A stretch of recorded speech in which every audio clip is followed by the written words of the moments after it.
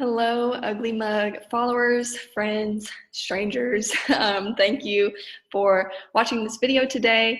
I wanted to jump on and just share a portion of a topic that I covered in our social media summit that we presented online here on our page a little over a month ago. We actually have done it twice, but I want to talk to you today about messaging and the types of things that you can be, should be, could be posting on your Facebook and Instagram.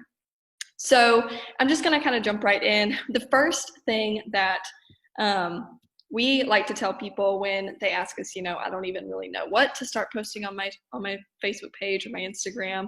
A really important idea to remember is you want to enter the conversation that's already going on in someone's head, right? So obviously right now a very popular topic like that is going to be anything related to COVID, to quarantine, all of those types of things.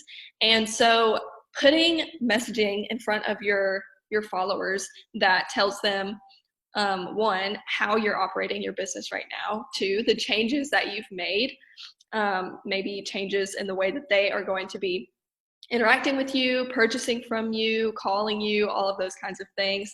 Those are the kinds of things that we want to put on our Facebook page right now. There's obviously lots of other conversations that are probably happening in your target audience's head, depending on what your business is, what your industry is, the state of your current industry, all of those kinds of things. But I have a few examples of ways that we sort of shifted the messaging of a handful of our clients.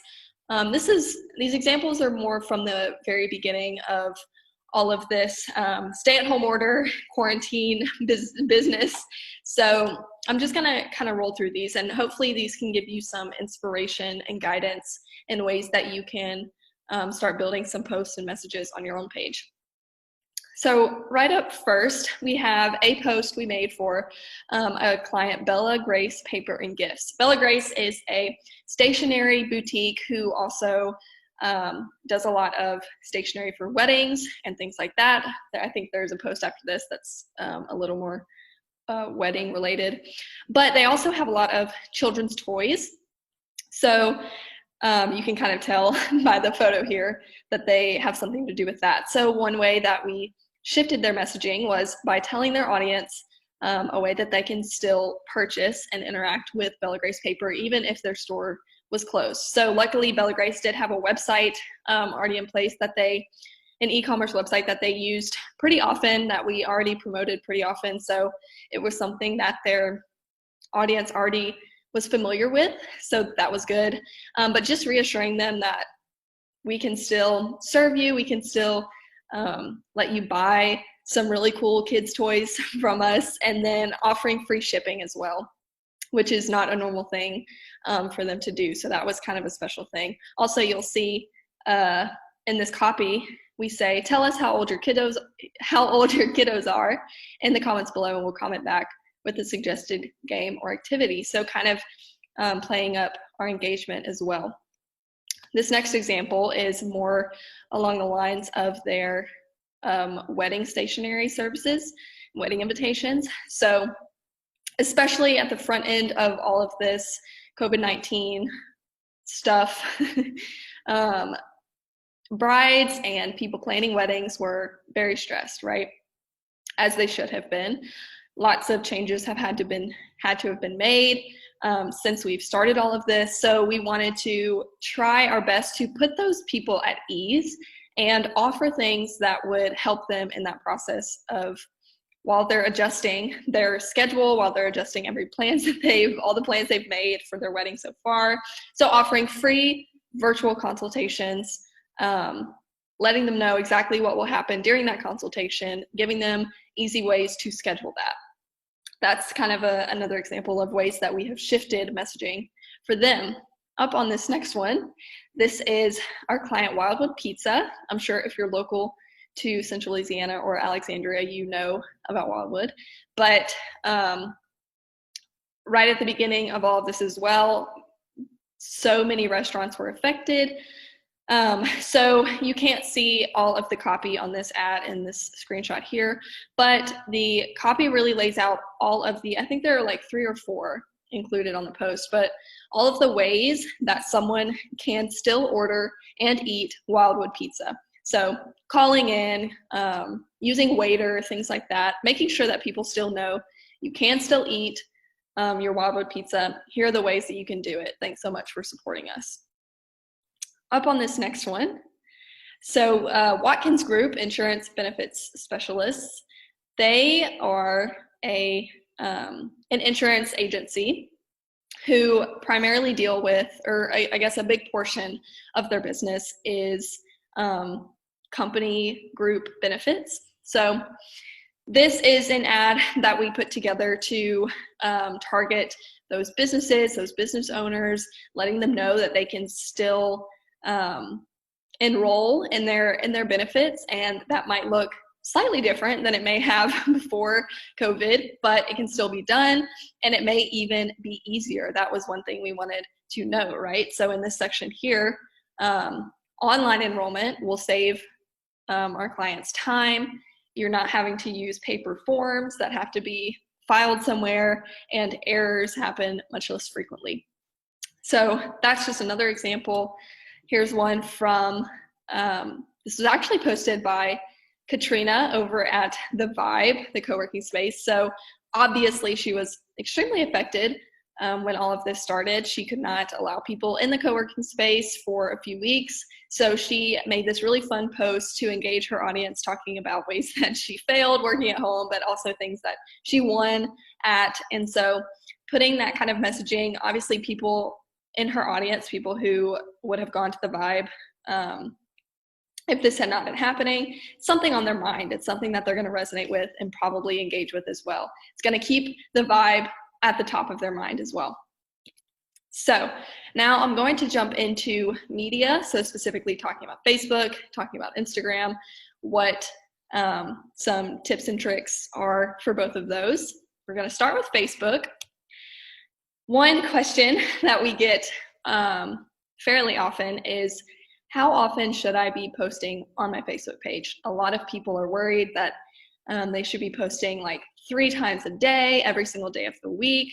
And for most people, that is just not likely. It's just not something that they have time to do. They are busy running their business, overseeing their employees. There's so many other things that they're worried with. It's like, we can't post every single day. We can't post multiple times a day.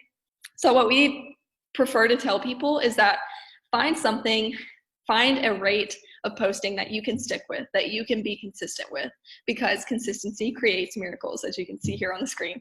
So whether that is you are only posting once or twice a week, that's fine, but make sure you're posting once or twice a week consistently. You're not going MIA for a month at a time, right? So you want to stay consistent, stay at the top of mind. So I also have some examples. This is kind of a template, a posting template that we've come up with in the past that we like to share with people.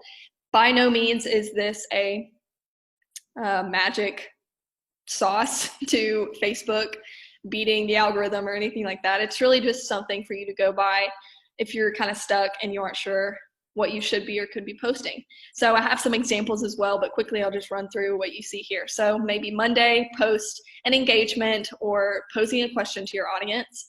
Tuesday, posting some educational content. Wednesday, going behind the scenes, showing them what happens behind the front desk, that kind of thing. Thursday, again, posting some educational content. Friday, sharing a little bit about an employee or even a customer. And then Saturday, posting a meme. Sunday, do whatever you want. It's up to you. That's kind of a bare bones template that you can use if you want. And then I have some examples of a few of these as well to kind of further give you some inspiration. So with our engagement or question situation we have here, over here on the left side, this is a screenshot of a post that I made for Friedman Clinic.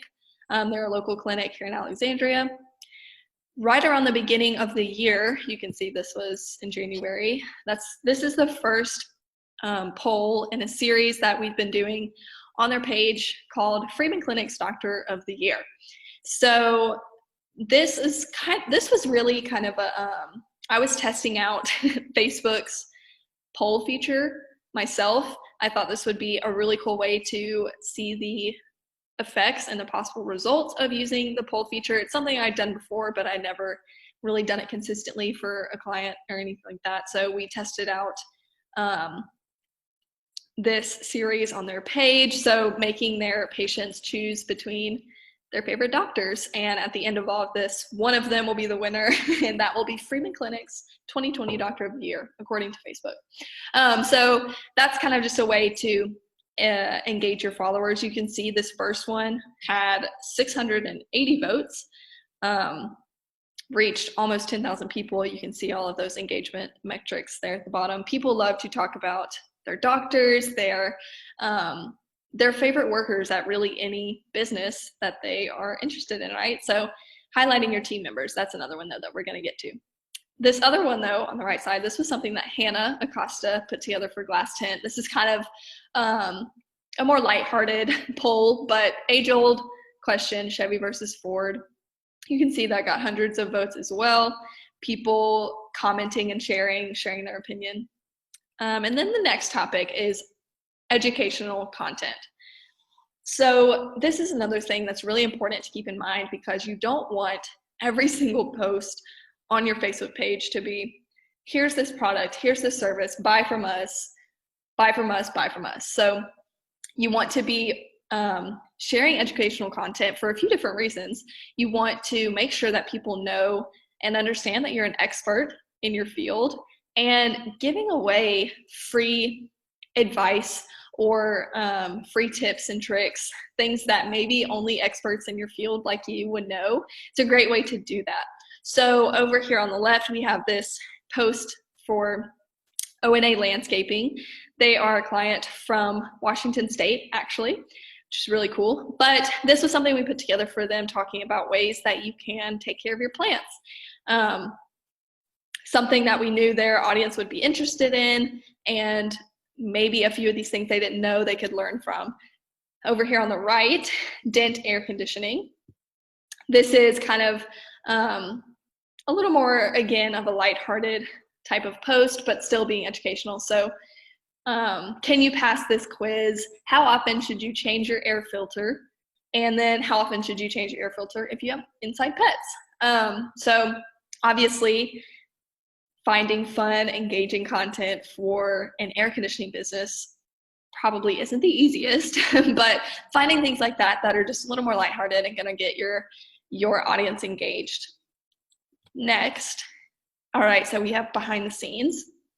Over here on the left, Gray Walk Farms was a part of the 2019 farmer training program that was done by the Central Louisiana Local Foods Initiative. So people in the program got to go get some behind the scenes look at Gray Walk Farms, who's actually a client of ours. So taking our Facebook followers kind of along that journey, kind of showing people a little bit of what the farm looks like and how that visit went. Then over on the right side, Timeless Med Spa. This is actually a video.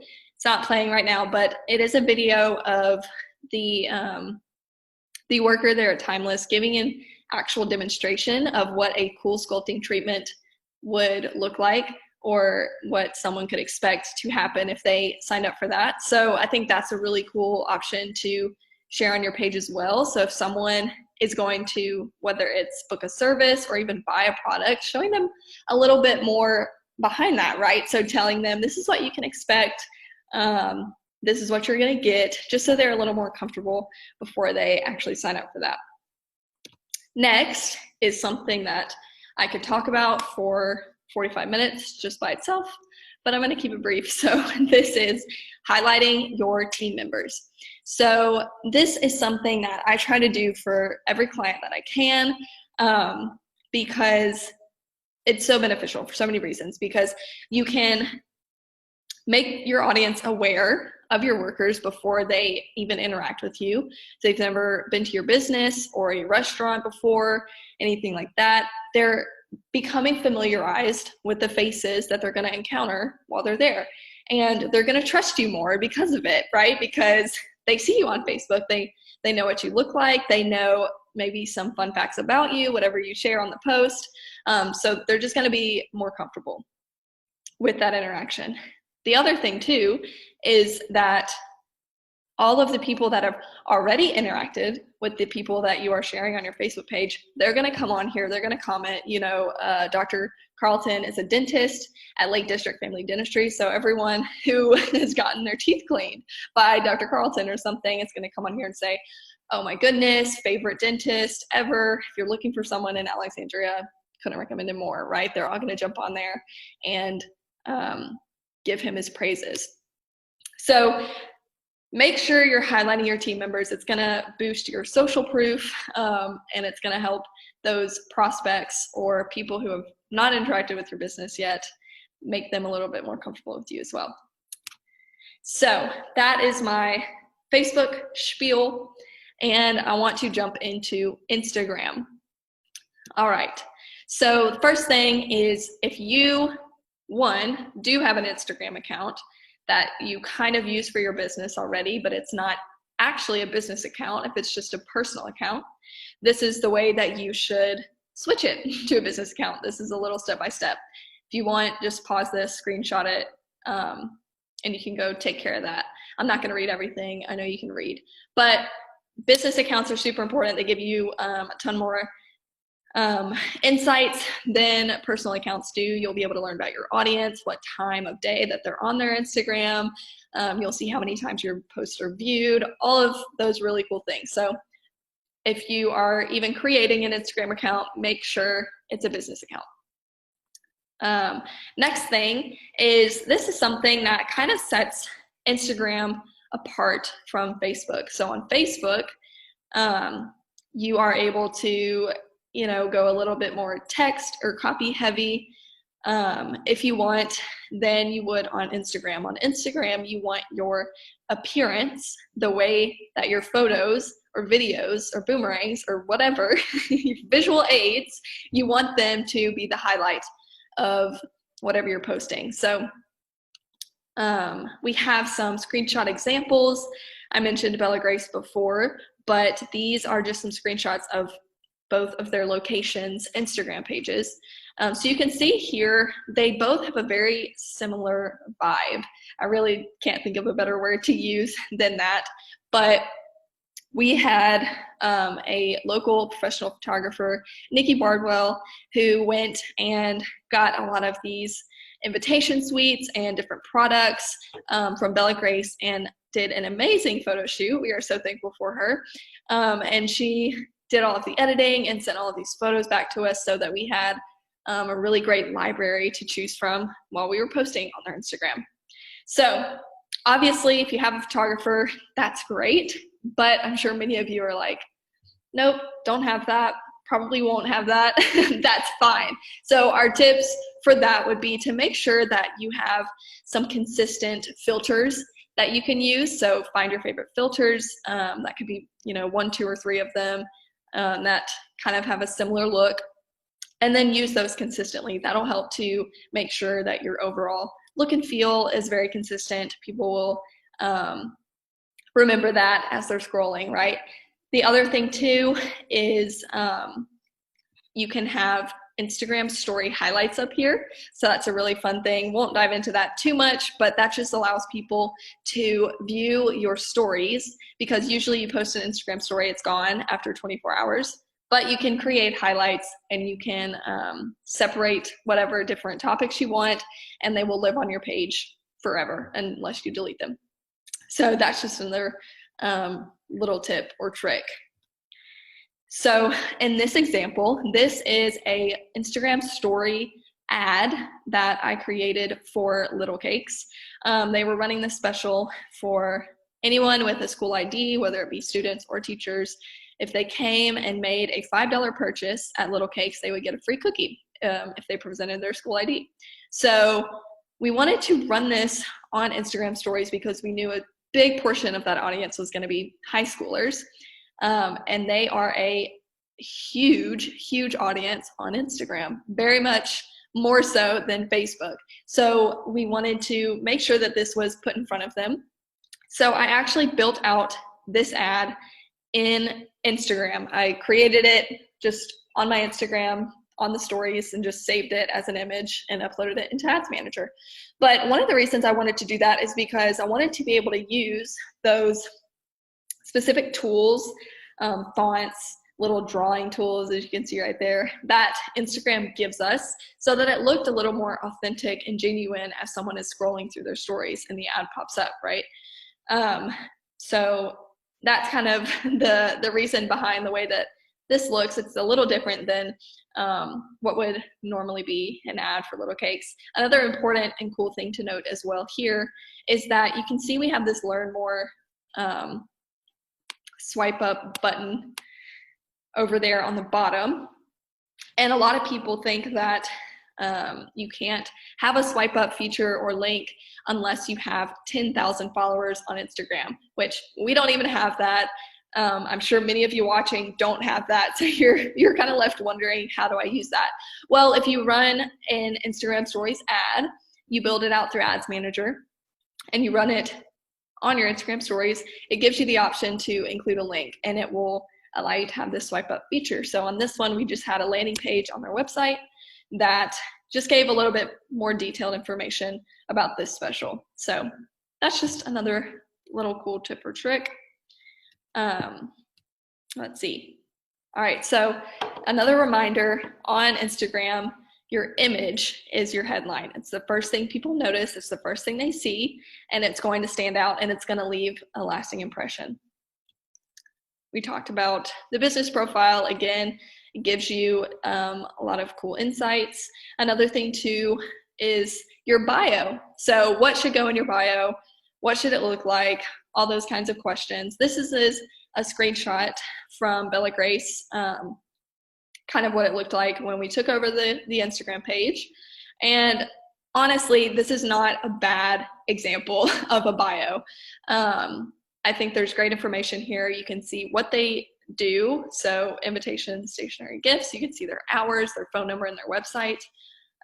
But we just kind of wanted to clean it up and give it a more uniform look. So kind of switched it up, really kept the same information, but made it a little more streamlined, made their regular link clickable, those kinds of things. Lastly, I'm going to try to wrap this up pretty soon, but how do you get followers on Instagram is another common question that we get. These are our best tips for you, and it really does depend on your industry, what your business is, how quickly you will see a return on this. But we think you should be sharing it on your other social media, add it to your email signature, put it on your website, make sure you're using hashtags, use locations, and actually follow other people. So those are a few of our tips for getting followers on Instagram. We implemented all of these techniques for Bella Grace. Oh, this is just another thing about how you can actually find people to follow, going to discover people. But we did this for Bella Grace, and I think this is about over a period of 6 or 7 months.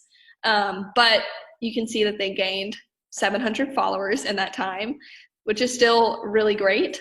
But another thing to note is that we did that exact same few steps for Little Cakes. Unfortunately, I don't have screenshots for them, but we did that for Little Cakes, and we got them about twice as many. So we got them maybe 1,500 or even 2,000 new followers in half that time. So in just a few months. So again, it just depends on how niche your market is, what your business, what your industry is, and that will severely affect your rate of growth. But keep at it. Do not be discouraged, and you'll get there. All right, guys, that's really all I have for, I say all I have, that was a lot, but that's the info I have on messaging and media, Facebook and Instagram. Hope this was really helpful. You can always watch it a few times through to get all of it. I know this is pretty lengthy, but let me know if you have any questions at all, and I will be sure to get to those very soon. All right, talk to you guys later.